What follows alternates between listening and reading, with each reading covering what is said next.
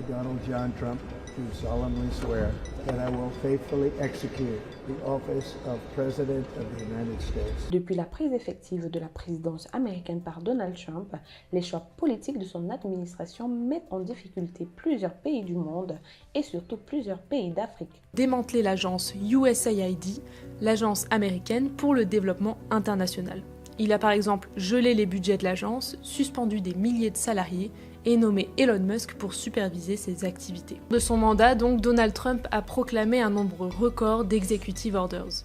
Ce sont des décrets présidentiels décidés par lui et lui seul et qui contournent donc tout le processus législatif. Cette fois-ci, suite à l'annonce par Donald Trump d'un élargissement de l'interdiction d'entrer aux États-Unis visant plusieurs pays africains, l'Union africaine a exprimé une vive inquiétude. Par un communiqué, elle dénonce les conséquences négatives de cette décision sur les relations diplomatiques et les liens entre l'Afrique et les États-Unis. La Commission de l'Union africaine a réagi avec fermeté à la décision du président américain Donald Trump d'interdire l'entrée sur le territoire des États-Unis aux ressortissants de 12 pays dont 7 en Afrique. Dans un communiqué officiel publié le 5 juin, l'institution continentale a exprimé sa préoccupation face aux conséquences de cette mesure sur les relations entre l'Afrique et les États-Unis, appelant à un dialogue constructif. La décision présidentielle interdit l'entrée aux États-Unis aux citoyens du Tchad, de la République du Congo, de la Guinée équatoriale, de l'Érythrée, de la Libye,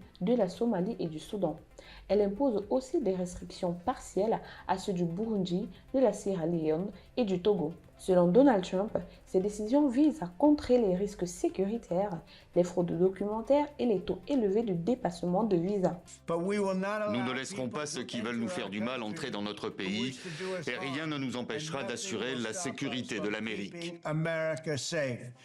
Si des motifs de sécurité sont invoqués, rien n'explique par contre le choix de certains États et pas d'autres. Sur son réseau Truth Social, il affirme que les pays concernés ne permettent pas une vérification fiable des identités et que les restrictions seront adaptées à la menace posée. La Maison-Blanche a déclaré que ces restrictions de bon sens permettraient de protéger les Américains des acteurs étrangers dangereux.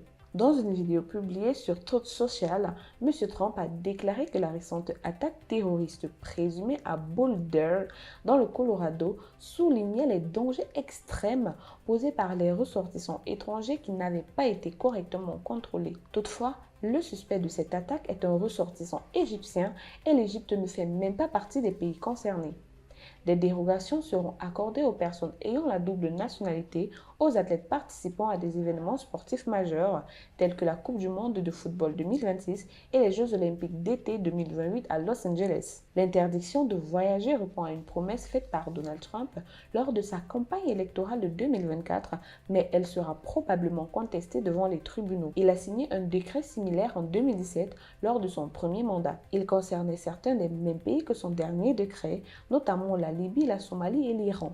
Les critiques ont qualifié ce décret d'interdiction musulmane car les 7 pays initialement énumérés étaient en majorité musulmane.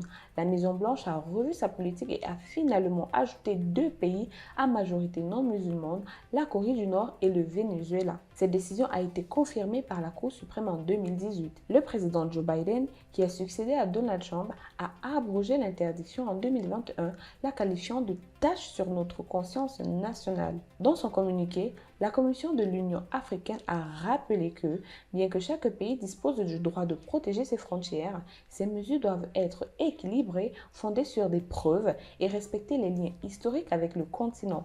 Le texte souligne le risque d'un affaiblissement des échanges humains, de l'éducation, du commerce et de la coopération diplomatique. L'Union africaine qualifie cette décision de discriminatoire et contraire à l'esprit de partenariat. L'interdiction a pris effet le 9 juin à minuit 01, son date de fin annoncée. L'Union africaine appelle à une approche consultative et reste prête à soutenir tout effort visant à renforcer la compréhension et la coopération. Le Tchad, pays d'Afrique centrale, a déclaré qu'il suspendait tout visa accordé aux citoyens américains par souci de réciprocité après avoir appris qu'il faisait partie de la douzaine des pays dont les ressortissants sont interdits de voyage aux États-Unis. Le Tchad n'a ni avion à offrir ni milliards à donner, Mais le Tchad a sa dignité et sa fierté, a poursuivi le président Mahamat Idriss Déby Itno dans un message publié jeudi dernier sur Facebook. Face à cette situation, l'Union africaine continue d'encourager au dialogue, à la préservation des liens et à la défense des intérêts du continent dans un cadre de respect mutuel et de coopération équilibrée. Plusieurs organisations de défense des droits humains ont également exprimé leur inquiétude, soulignant que cette restriction risquait d'aggraver la stigmatisation des ressortissants africains à l'échelle mondiale. Human Rights Watch et Amnesty International ont critiqué une politique jugée arbitraire, voire xénophobe, qui ne prendrait pas suffisamment en compte les contextes spécifiques à chaque pays.